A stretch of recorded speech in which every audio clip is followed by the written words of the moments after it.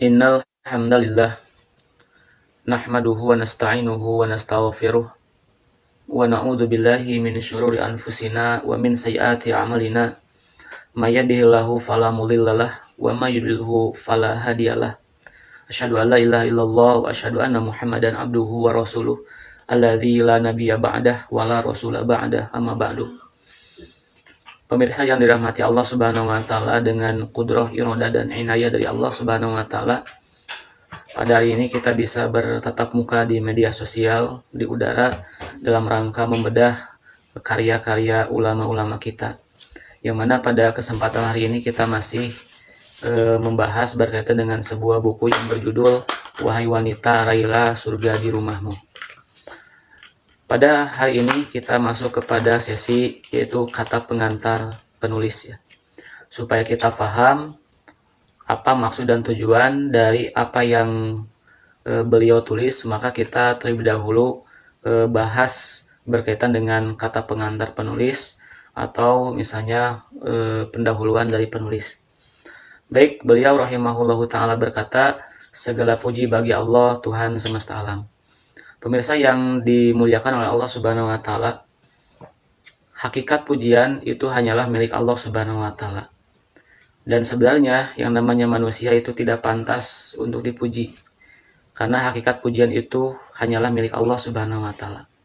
Ketika misalnya ada seorang yang dipuji, maka hakikatnya itu adalah pemberian dari Allah Subhanahu wa ta'ala. Apa yang dipuji itu adalah anugerah dari Allah Subhanahu wa ta'ala. Misalnya ada yang memuji bahwa kamu begitu tampan, kamu begitu cantik misalnya, maka hakikatnya ketampanan dan kecantikan itu datang dari Allah Subhanahu wa ta'ala, merupakan anugerah dari Allah Subhanahu wa ta'ala. Seorang misalnya dia mempunyai kecerdasan misalnya, maka ketika dipuji, hakikatnya kecerdasannya itu adalah datang dari Allah Subhanahu wa ta'ala, kurnia dari Allah Subhanahu wa ta'ala. Begitu juga kekayaan dan seterusnya. Atau misalnya seorang dia tuh rajin ibadah ya. Kalau misalnya seorang suami dia rajin bekerja siang ataupun malam misalnya, tanda kutip tidak mengenal lelah, maka itu anugerah dari Allah Subhanahu wa ta'ala, tuntunan dari Allah Subhanahu wa ta'ala. Begitu juga seorang istri misalnya mereka atau dia rajin beres-beres, rajin misalnya bersih-bersih, kemudian menyuapi anaknya, mendidik anaknya, maka itu hakikatnya datang dari Allah Subhanahu wa ta'ala, bukan dari dirinya sendiri. Nah, pemirsa yang dirahmati Allah Subhanahu wa ta'ala, maka sudah sepantasnya orang yang memuji ya, itu membubuhi atau menyisipi pujiannya itu dengan lafaz-lafaz Allah ya. Dalam artian ketika dia memuji kemudian dibubuhi dengan atau disisipi lafaz-lafaz Allah, itu akan menutup pintu-pintu syaitan untuk orang yang dipuji. Misalnya dengan ucapan alhamdulillah misalnya, atau misalnya masya Allah tentunya, kemudian tabarakallah, atau asma-asma Allah, nama-nama Allah yang lainnya, atau misalnya sanjungan-sanjungan yang lain kepada Allah Subhanahu wa ta'ala. Maka ketika misalnya kita mendapati orang yang tampan, orang yang kalau cantik gitunya, kalau yang cantik itu ada sedikit masalah, maksudnya adalah ketika kita melihat seorang yang lawan jenis, maka kita harus cepat-cepat untuk memalingkannya. Tapi di luar itu misalnya kita melihat orang yang tampan atau orang yang cantik misalnya, maka kita ketika memujinya masya Allah, alhamdulillah, segala puji bagi Allah yang telah menciptakan manusia begitu sempurna. Misalnya kamu diberikan oleh Allah paras yang tampan, kamu diberikan oleh Allah paras yang cantik.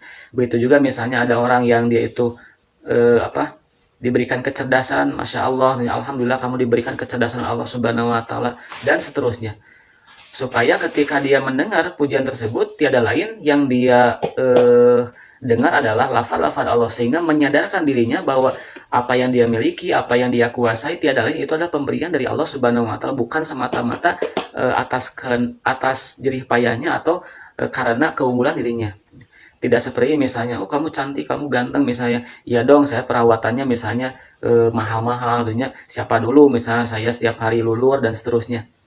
Maka ketika misalnya tidak di sisipi lafaz-lafaz Allah, maka ditakutkan pintu-pintu setan itu akan terbuka, pintu kesombongan itu terbuka sangat lebar, dan bisikan-bisikan setan dengan mudahnya itu dihembuskan olehnya kepada setiap diri manusia.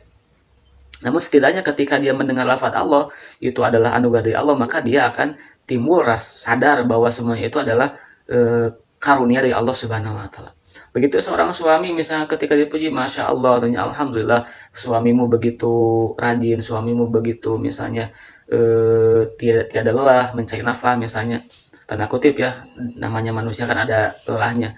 Tapi dia berkata misalnya tiada lelah mencari nafkah, gitunya, memotivasi istrinya dan seterusnya misalnya, maka itu adalah karunia dari Allah Subhanahu wa taala. Dia sadar bahwa itu ada kurnia dari Allah Subhanahu wa taala. Begitu juga sang suami misalnya ketika dipuji oleh orang lain terkait dengan istrinya yang misalnya sangat rajin, pandai dan seterusnya, maka dibubuhi dengan lafaz-lafaz Allah, maka melahirkan kesadaran bahwa itu semua adalah anugerah dari Allah dan dia pun semakin bersyukur kepada Allah Subhanahu wa taala. Nah, pemirsa yang dirahmati Allah Subhanahu wa taala, demikianlah yang disebut dengan alhamdulillah, segala puji bagi Allah. Tidak ada yang mempunyai hakikat pujian kecuali Allah Subhanahu wa taala. Ketika seorang mendapatkan pujian, itu hakikatnya datang dari Allah Subhanahu wa taala, anugerah dari Allah Subhanahu wa taala, tidak dari dirinya pribadi. Kemudian beliau melanjutkan, siapa itu Allah? Rabb semesta alam. Artian Tuhan semesta alam, Tuhan yang mengurus semesta alam, seluruh alam. Allah lah yang menciptakan langit dan bumi, Allah lah yang menciptakan dunia dan akhirat, Allah yang mengurus langit dan bumi, yang mengatur segala urusan di langit dan di bumi. Itu Allah Subhanahu wa taala yang menjadikan planet-planet ini mengitari matahari atau bulan misalnya mengitari bumi dan seterusnya. Itulah Allah yang mengatur semua urusan. Bahkan Allah pun mengurus atau mengatur butiran debu-debu yang bertebangan. Allah yang mengatur di mana debu itu hinggap, debu itu jatuh, dan semua itu ada dalam peraturan atau kepengurusan Allah Subhanahu wa taala. Tidak ada yang luput dari kepengurusan Allah dan pengetahuan Allah Subhanahu wa taala. Misalnya debu ini jatuh di sini, debu itu jatuh di situ dan seterusnya. Itu ada dalam rencana dan pengaturan Allah Subhanahu wa taala dan pengetahuan Allah Subhanahu wa taala. Bahkan pemirsa yang dirahmati Allah Subhanahu wa taala, jangan jauh-jauh lah. Diri kita saja ini adalah diurus oleh Allah Subhanahu wa taala, diatur oleh Allah Subhanahu wa taala, dari mulai makannya, minumnya itu diurus oleh Allah Subhanahu wa taala. Yang kita tahu adalah apa yang kita makan saja, selebihnya melebihi tenggorokan ini kita tidak tahu. Padahal selebihnya itu adalah oleh Allah sudah diatur, oleh Allah sudah diurus ya.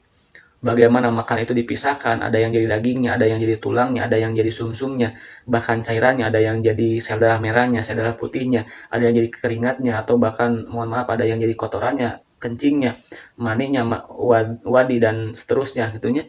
Itu semua Allah yang mengurusnya, yang mengaturnya. Belum nafas kita, belum detak jantung kita, belum peredaran darah kita, belum saraf-saraf kita, kemudian meridian atau jalur energi di dalam tubuh kita. Semuanya itu diatur oleh Allah Subhanahu wa taala. Dan Maha Suci Allah, ya. Subhanallah, Allah lah yang mengurus itu semua. Allah tidak memberikan kepengurusan itu dibebankan kepada kita. Coba bagaimana jadinya kalau misalnya pengurusan itu dibebankan kepada kita. Jangan jauh-jauh lah, misalnya napas dulu. Napas saja misalnya silakan kamu urus. Maka saya punya keyakinan bahwa ketika napas itu diurus, maka pasti kita tidak akan bisa tidur. Kalau tidur ya sudah, kita tidak bisa bernapas. Atau misalnya detak jantungnya misalnya kita urus ya. Yang mana itu berhubungan dengan peredaran darah misalnya. Bagaimana jadinya? Kita bisa tidur, tapi ada orang yang harus menjaga kita, yang memompakan jantung kita, atau yang mendetakkan jantung kita, yang memompakan paru-paru kita. Maka kita akan sangat kerepotan. Kita tidak bisa beraktivitas secara normal, kita tidak bisa makan, ya, kita tidak bisa minum, kita tidak bisa tidur, kita tidak bisa jalan-jalan, kita tidak bisa berlibur, kita tidak bisa menikmati kehidupan dengan seperti biasa sekarang ini. Ketika misalnya Allah menyerahkan kepengurusan itu kepada kita, maka sudah sepantasnya yang keluar dari lisan kita adalah minimal alhamdulillah, segala puji bagi Allah, bentuk syukur kita kepada Allah Subhanahu wa taala. Pemirsa yang dirahmati Allah Subhanahu wa taala, kemudian beliau rahimahullahu taala meneruskan, salawat dan salam semoga senantiasa tercurahkan kepada pemimpin seluruh makhluk, Muhammad, sang utusan Allah yang amanah, Muhammad sallallahu alaihi wasallam. Beliau melanjutkan dengan doa kepada khataman nabiyyin alladzi la nabiyya ba'dahu wa la rasulah ba'dah, penutup para nabi yang tidak ada nabi dan rasul setelah beliau diutus, itu Nabi Muhammad sallallahu alaihi wasallam. beliau didoakan oleh setiap insan, setiap muslim. Bukan berarti bahwa beliau itu celaka, dan bukan berarti beliau itu membutuhkan doa kita. Mau ada orang yang mendoakan atau tidak, Nabi Muhammad SAW itu tetap selamat, dan itu dijamin keselamatannya oleh Allah Subhanahu Wa Taala. Jadi ketika misalnya kita mendoakan Rasulullah, bukan berarti Rasul itu celaka butuh kepada doa kita. Karena inilah yang sering bombardirkan oleh orang-orang yang ingin menghancurkan akidah Islam, akidah seorang muslim, yaitu bahwa Nabi Muhammad itu misalnya bagaimana mungkin bisa menyelamatkan, memberi syafaat kepada umatnya, atau bagaimana mungkin dia selamat sedangkan dia saja masih didoakan oleh umatnya. Jadi jangan harap umatnya bisa selamat, nabinya saja masih didoakan. Itulah yang dilontarkan oleh mereka kepada kita sebagai umat Islam. Nah, pemirsa yang dirahmati Allah Subhanahu Wa Taala, sebenarnya mau didoakan atau tidak, nabi itu tetap selamat dan dijamin oleh Allah Subhanahu Wa Taala ditempatkan di tempat yang paling baik oleh Allah Subhanahu Wa Taala, itu surga yang derajatnya paling tinggi dibandingkan umatnya. Nah, ikhwati rahimakumullah, pemirsa yang dirahmati oleh Allah Subhanahu Wa Taala. Lalu kenapa kita bersalawat atas Nabi ketika kita sholat, atau ketika di sela-sela dzikir kita, di sela-sela misalnya aktivitas kita, ketika disebutkan nama beliau, ya, Sallallahu Alaihi Wasallam, kita berdoa kepada Allah Subhanahu Wa Taala dengan doa Sallallahu Alaihi Wasallam, atau dalam sholat Allahumma sholli ala Muhammad dan seterusnya. Mengapa kita berdoa demikian? Karena tiada lain, karena Allah Subhanahu Wa Taala yang memerintahkan kita. Jadi kita mendoakan beliau karena Allah lah yang memerintahkan kita, sebagaimana firman Allah, A'udzubillahi minasyaitonirrajim. Innallaha wa malaikatahu yusholluna 'alan nabi. Ya ayyuhalladzina amanu shollu 'alaihi wa sallimu tasliman. Sungguhnya Allah dan malaikatnya itu bersalawat atas nabi, ya. Wahai orang-orang yang beriman, bersalawatlah kalian kepadanya dan doakanlah keselamatan baginya dengan sebenar-benarnya. Itulah dalil bahwa kenapa kita bersalawat atas Nabi, bukan berarti atau tidak sama dengan bahwa beliau itu celaka ketika tidak doakan, tidak. Tapi kita bersalawat itu karena ini adalah perintah dari Allah. Ketika Allah memerintahkan, maka kita melaksanakannya sebagai bentuk ketaatan kita kepada Allah Subhanahu Wa Taala. Atau dalam kata lain ada juga yang berkata, umat Islam itu penyembah tempat, penyembah bangunan, penyembah sebut saja berhala misalnya, atau bahkan penyembah batu. Itu kata siapa? Kata orang-orang yang memang menyerang umat Islam untuk meruntuhkan atau meragukan keyakinan umat Islam, akidah umat Islam. Buktinya cenah mereka itu, umat Islam itu melarang orang lain untuk menyembah berhala, tapi mereka ketika sholat menghadap Ka'bah, bersujud menghadap Ka'bah. Pemirsa yang dirahmati Allah Subhanahu Wa Taala, memang betul kita ketika sholat menghadap Ka'bah, kita bersujud itu menghadap Ka'bah, tapi tidak berarti kita menyembah Ka'bah, tidak. Lalu kenapa kita menghadap Ka'bah? Karena sekali lagi itu adalah perintah dari Allah. Dan kalau kita tidak diperintah oleh Allah, maka kita juga tidak akan melaksanakan hal itu. Dan sebelumnya juga kita diperintahkan oleh Allah Subhanahu Wa Taala menghadap kepada Baitul Maqdis, kemudian oleh Allah diganti, ya, fawali wajhaka syatrul Masjidil Haram. Oleh Allah ganti, yaitu menghadap kepada arah Masjidil Haram. Maka kita sami'na wa ata'na, kita mendengar, kita juga taat terhadap apa yang Allah Subhanahu Wa Taala perintahkan kepada kita. Itu adalah perintah dari Allah Subhanahu Wa Taala, bentuk ketaatan. Baik, kita lanjutkan. Mohon maaf tadi ada sedikit gangguan, ya. Jadi itu adalah bentuk ketaatan kita kepada Allah Subhanahu Wa Taala. Atau misalnya umat Islam itu mencium Hajar Aswad, itu bentuk penyembahan terhadap batu misalnya. Itu pun kata siapa? Umat Islam itu tidak menyembah berhala, tidak menyembah patung, tidak menyembah batu. Lalu kenapa kita mencium Hajar Aswad? Karena kita diperintah oleh Allah dan Rasulnya. Sebagaimana perkataan Umar ibn Khattab radhiyallahu anhu, beliau berkata bahwa kamu itu kepada Hajar Aswad, ya, aku tahu bahwa kamu itu hanya sekadar sebongkah batu saja. Kamu tidak memberi manfaat, kamu juga tidak memberi madarat. Kalau aku tidak melihat Rasulullah SAW beliau menciummu, takbil, ya, mencium, maka aku tidak akan melaksanakan itu, tidak akan menciummu juga. Kurang lebih perkataannya seperti itu kalau dibahasakan ke dalam bahasa kita. Jadi kita tidak mencium Hajar Aswad kalaulah Allah dan Rasulnya tidak memerintahkannya. Kita mencium Hajar Aswad karena Allah dan Rasulnya memerintahkannya. Nah, pemirsa yang dirahmati Allah Subhanahu wa taala, itu sedikit melenceng namun memang penting untuk disampaikan. Jadi beliau melanjutkan salawat dan salam semoga tercurah limpahkan kepada pemimpin seluruh makhluk Muhammad SAW, sang utusan Allah yang amanah. Maksudnya adalah beliau mustahil berkhianat terhadap apa yang disampaikan oleh Allah Subhanahu wa taala.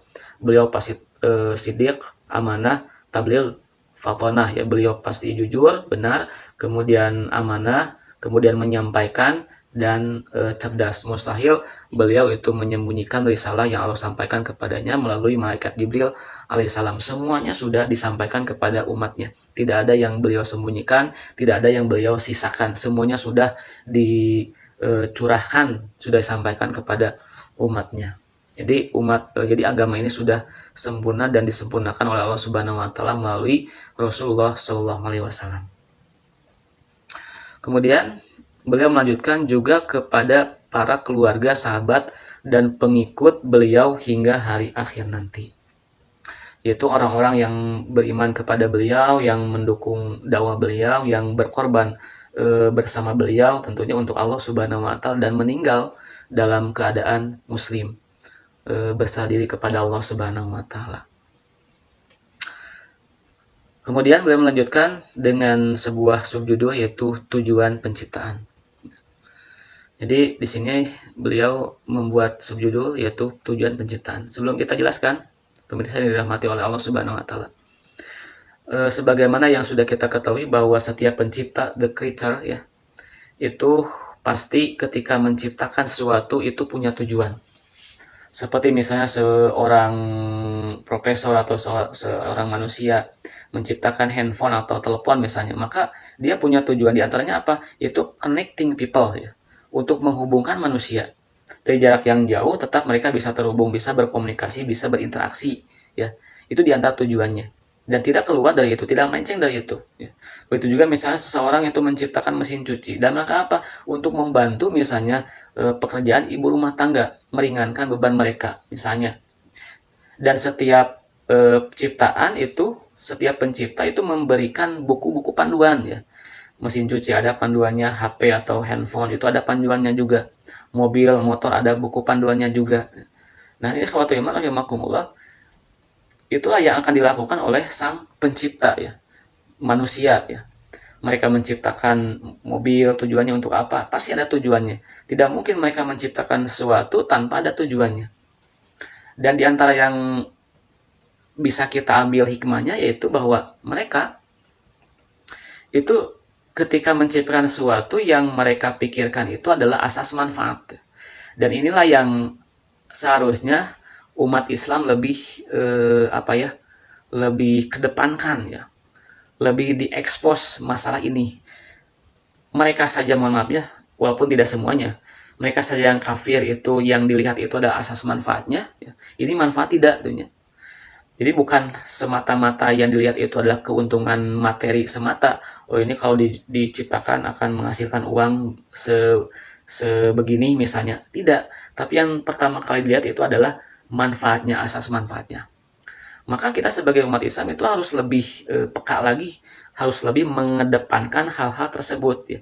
Ketika kita misal membuat sesuatu, ini manfaat tidak untuk orang, untuk manusia. Ketika misalnya berjualan juga sama, apakah ini manfaat tidak untuk manusia, untuk orang lain? Sebagai contoh misalnya, mohon maaf, bukan promosi, karena saya sudah tidak sekarang. Dulu saya jualan misalnya pakaian, ya. Maka yang saya lihat, ya, perhatikan itu adalah berkaitan dengan nilai manfaatnya. Maksudnya adalah ketika misalnya saya menjual pakaian, maka berapa orang yang dimudahkan untuk mendapatkan penutup aurat, ya. Dan ketika misalnya saya berniat demikian, maka semakin banyak yang beli kepada saya dan mereka memakai dari tangan saya, maka pahalanya itu akan saya dapatkan juga. Sebagaimana sabda Rasulullah SAW, mandala ala khairin falahu ajru mithli fa'ilihi. Barang siapa yang menunjukkan kepada kebaikan, ya, atau menjadi wasilah terhadap kebaikan, maka baginya itu pahala yang sama dengan orang yang melakukannya. Begitu juga misalnya para penjual buku misalnya, berapa banyak orang yang membaca buku, mendapatkan manfaat dari buku yang dia baca, yang mana itu kita jual, ya. Kita menjadi wasilah, mereka bisa membaca, mendapatkan ilmu, apalagi ilmu-ilmu agama. Itu luar biasa. Dan itulah seharusnya yang harus kita pikirkan, harus kita niatkan. Jadi yang dilihat itu bukan semata-mata keuntungan materi, uang, ya, atau apalah gitunya, keuntungan duniawi, tapi yang harus kita lihat itu adalah asas manfaatnya. Kita harus bisa menyeberangkan pikiran kita ke akhirat, tidak hanya kepada dunia. Ketika menyeberang ke akhirat, insya Allah dunia akan kita dapat juga. Hadirin ikhwatul iman rahimakumullah, pemirsa yang dirahmati Allah Subhanahu wa taala. Nah, apalagi ya manusia saja itu ketika menciptakan sesuatu itu punya tujuan, apalagi Allah Subhanahu wa taala. Terlebih Allah Subhanahu wa taala ketika menciptakan sesuatu, khususnya sekarang yang kita bahas itu adalah manusia, maka Allah punya tujuan. Tidak semata-mata Allah menciptakan kita kalau tidak ada tujuan. Tidak seperti misalnya, tidak seperti ini. Kamu saya ciptakan, silakan gimana kamu saja. Kamu mau berbuat sesuatu yang kamu silakan. Kamu mau berbuat begini begitu terserah kamu. Tidak, ya. Tapi tiada lain ketika Allah menciptakan kita, Allah itu punya tujuannya yang luar biasa beratnya. Sebagaimana firman Allah Subhanahu wa taala yang memang ini sering kita dengar dalam kajian-kajian, wa ma khalaqtul jinna wal insa illa liya'budun, ya. Dan tidaklah aku menciptakan jin dan manusia kecuali hanya untuk beribadah kepadaku. Jadi tujuan kita diciptakan oleh Allah tidak lain hanya untuk beribadah kepadanya. Jin dan manusia itu hanya diperintahkan untuk beribadah kepada Allah Subhanahu wa taala, tidak untuk yang lain. Kita diciptakan oleh Allah itu untuk sholat, untuk zakat, untuk saum, untuk haji, ya. Untuk menebar salam, untuk saling menyapa, untuk berbuat kebaikan, ya. Untuk tolong menolong, ya. Saling membantu dan seterusnya. Tidak untuk bermaksiat, tidak untuk bergibah, tidak untuk mencuri, tidak untuk berzina, tidak untuk mabuk-mabukan, tidak untuk misalnya mendolimi orang, memukuli orang dan seterusnya, menyakiti orang, mengganggu orang, tidak. Dan hakikat dari ibadah itu adalah ismun jami'un ma yuhibbuhullahu wa yardah, yaitu isim jami yang mencakup, ya, semua yang Allah cintai dan Allah ridhoi. Ketika Allah cintai dan ridhoi, kita melaksanakan, itulah ibadah. Jadi ibadah itu gampang saja sebenarnya. Ketika Allah memerintahkan, maka kita laksanakan, dan ketika Allah melarang, maka kita jauhi. Jadi hakikat kehidupan ini hanyalah untuk beribadah kepada Allah, bukan untuk yang lain, bukan untuk main-main, bukan untuk hura-hura. Kehidupan ini adalah sebagai wasilah kita untuk mendapatkan ridho Allah Subhanahu wa taala. Kita misalnya kita menikah ini adalah bagian dari perintah dari Allah Subhanahu wa taala. Kita berbuat baik kepada suami, kita kita berbuat baik kepada istri kita, misalnya seorang istri menghormati suaminya, itu adalah bagian dari perintah Allah Subhanahu wa taala. Ketika kita melaksanakannya, maka kita itu sedang beribadah, mendapatkan nilai ibadah dari apa yang kita lakukan, dan itu akan berbuah pahala kebaikan dari Allah Subhanahu wa taala. Kemudian beliau melanjutkan, ayat ini memberikan batasan dan sekaligus menjelaskan tentang tujuan diciptakannya makhluk. Jadi diciptakannya makhluk itu ada tujuannya. Para makhluk diciptakan untuk tujuan ibadah kepada Allah. Sebagaimana yang saya sudah tadi katakan, dunia ini hanya sebagai wasilah. Jadi kita harus, isinya begini, bagaimana caranya setiap langkah kita, setiap aktivitas kita itu bernilai ibadah. Karena memang harusnya seperti itu. Dari mulai bangunnya sampai tidurnya itu bernilai ibadah. Karena memang tujuan diciptakan oleh Allah itu seperti itu. Jangan sampai kita melalui hari demi hari, tapi nilai ibadahnya tidak ada. Justru itulah yang disebutkan oleh Allah Subhanahu wa taala sebagai seorang yang merugi. Sebagaimana firman Allah, wal asri bismillahirrahmanirrahim, wal asri innal insana lafi khusrin. Demi waktu, demi masa, sesungguhnya manusia itu ada dalam kerugian, illal ladzina amanu wa amilus sholihat, kecuali orang yang beriman. Tidak hanya beriman, tapi ada wujudnya dalam bentuk amil wa amilus sholihat, ya, beramal soleh. wa tawassaw bil haqqi wa tawassaw bis sabr, dan saling mewasiati dengan kebenaran dan dengan kesabaran. Bukan untuk tujuan yang lainnya, bukan untuk hura-hura, bukan untuk main-main, karena Allah menciptakan kita pun tidak main-main. Tiada lain Allah menciptakan kita itu dengan sebenar-benarnya, dengan sungguh-sungguh. Setelah tujuan makhluk dibatasi dan tidak ada tujuan lain bagi siapapun dalam kehidupan ini selain untuk beribadah kepada Allah, maka ibadah ini harus menjadi prioritas. Jadi kita harus memprioritaskan ibadah utamanya yang memang ini sudah ditentukan oleh Allah Subhanahu wa taala. Dan di luar itu, di luar sholat, di luar salat seterusnya, itu pun kita harus berusaha semua itu bernilai ibadah, ya. Mencari nafkahnya bernilai ibadah, kemudian misalnya beres-beres rumahnya bernilai ibadah, kemudian misalnya kita berinteraksi dengan orang lain bernilai ibadah. Jangan sampai kita berinteraksi, kita makan, kita minum, kemudian kita juga misalnya mencari nafkah, kita melakukan aktivitas di rumah, misalnya nyuci baju, nyuci piring, beres-beres seterusnya, tapi nilai ibadahnya tidak ada. Maka ketika kita melaksanakan itu semua, itu niatkan bahwa ini adalah perintah dari Allah dan kita melaksanakannya itu karena Allah. Maka insya Allah itu akan bernilai ibadah. Dan sebagaimana yang dulu pernah saya sampaikan, bahwa rumah ini ya itu adalah mihrab ibadah, ya. Mihrabnya ibadah, ya. Karena setiap orang, khususnya misalnya di antaranya adalah ibu rumah tangga, itu bisa meraih surga dengan aktivitas-aktivitas yang berada di rumah, ya. Nyucinya, walaupun tidak semuanya dilakukan oleh istri, ya. Suami pun itu ikut membantu, ya, tidak dipasangkan semuanya suami ikut membantu, misalnya ikut mencuci piringnya, gitunya, membantu misalnya minimal dibagi-bagi, misalnya suami menggosok piringnya, kemudian istri membilasnya dan seterusnya lah. Itu bisa istilahnya bisa diobrolkan dengan pasangan-pasangan kita. Kemudian pemirsa yang dirahmati Allah Subhanahu wa taala, beliau melanjutkan, ya, maka ibadah ini harus menjadi prioritas utama dalam setiap perjalanan usia kita.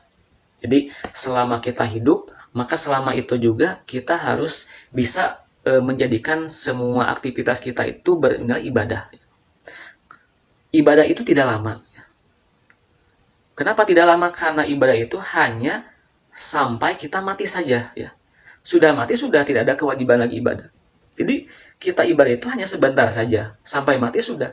Kita taat kepada Allah, melaksanakan perintah Allah, menjauhi larangan Allah, itu sebentar, hanya sampai meninggal saja, hanya sampai diwafatkan oleh Allah Subhanahu wa taala. Paling lama misalnya ya rata-rata 60 sampai 70 tahun, gitu. Selebihnya itu bonus dari Allah Subhanahu wa taala, ya sudah, gitu. Dan bukti bahwa umur kita sebentar adalah sudah berlalu orang-orang yang dulu, ya. Itu sekarang dulu umur walaupun sebagaimana panjang pun mereka tetap meninggal juga. Mereka tetap diwafatkan oleh Allah Subhanahu wa taala. Dan kita pun itu sama, senasib dengan mereka. Kita tidak akan lama di dunia ini. Ketika kita sudah punya istri, kemudian kita pun sudah punya anak, ya. Maka dengan lahirnya anak kita itu sebagai tanda bahwa kita itu akan diganti dengan anak kita. Ketika generasi baru itu datang, berarti generasi lama itu akan segera tenggelam. Itu diantara bukti bahwa kehidupan kita itu tidak lama. Dan bagi yang sekarang sudah punya anak, itu harusnya lebih sadar lagi bahwa umurnya itu tidak akan lama lagi. Bukan berarti yang belum punya anak itu masih lama juga, tidak. Tapi ini sebagai penguat bahwa kita itu tidak akan lama akan diwafatkan oleh Allah Subhanahu wa taala. Jadi manfaatkanlah kehidupan kita untuk taat kepada Allah Subhanahu wa taala. Manfaatkan dengan sholat wajibnya, sunatnya, kemudian saum wajibnya, sunatnya, sedekah, zakat yang wajib, kemudian sedekah, kemudian saling memberi dan seterusnya. Silahkan, itu manfaatkan setiap kehidupan kita dengan amal-amal soleh. Kenapa? Karena sudah mati, sudah tidak ada kewajiban lagi.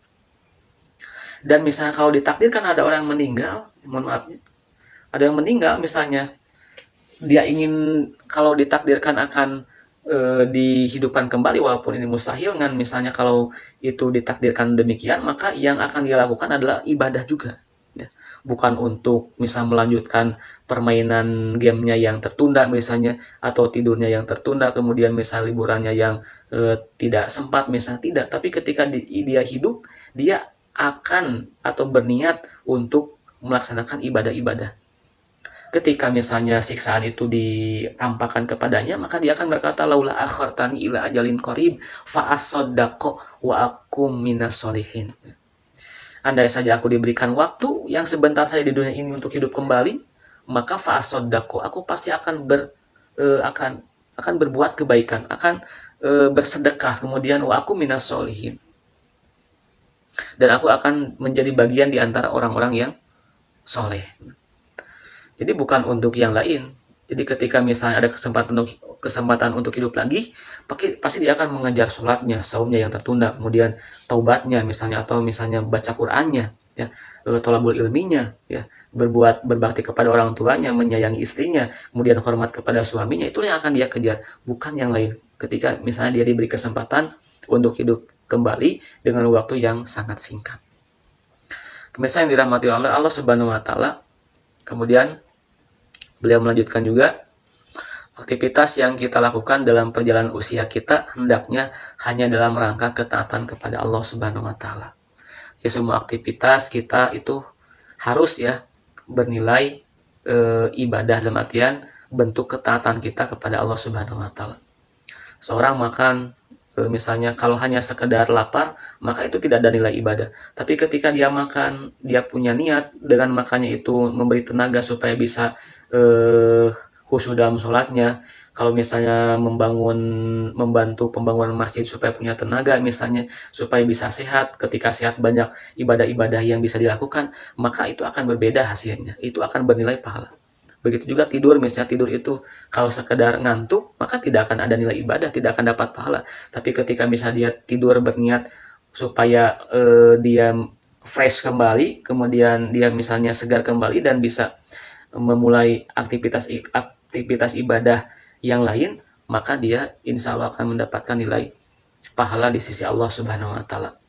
Pemirsa yang dirahmati oleh Allah Subhanahu wa taala, itulah yang dapat saya sampaikan. Kesimpulannya adalah bahwa Allah menciptakan kita itu bukan untuk apa-apa, bukan untuk main-main, bukan untuk hura-hura, bukan untuk senang-senang, bukan untuk menghabiskan waktu dengan si A, si B, dan si C, dan seterusnya, tapi melainkan adalah untuk ibadah. Dan dunia ini wasilah kita untuk beribadah kepada Allah Subhanahu wa taala.